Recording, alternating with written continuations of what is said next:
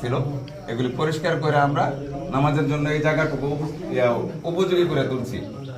এখন আপনাদেরকে আসলে আমরা সুবন্দোবস্ত করে দিতে পারি না, বলে আবারও আপনাদের কাছে ক্ষমা প্রার্থী। আপনারা আমাদের জন্য দোয়া করবেন।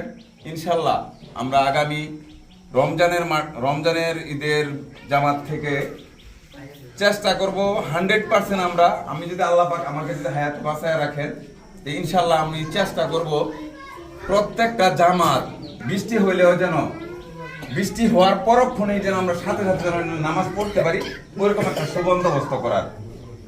কারণ আমি চেষ্টা করতেছি যে এখানে নির্মাণ কাজটা শেষ হইলে আমাদের যতটুকু জায়গা মাঠের জন্য লাগবে, আমাদের সামিয়ানাটা যতটুকু তৈরি করা, সেই অনুপাতে আমি অ্যাটলিস্ট 8-9 ইঞ্চি খুদাই করে মাটি উঠায় ফেলাই। এখানে 20-25 গাড়ি যদি বিটি বালু লাগে, তো সেই 20-25 গাড়ি যে কত গাড়ি লাগে এটা দিয়া, এটার উপরে শুধু খালি বিটি বালু দিয়া পানি দিয়ে এটাকে আমরা শক্ত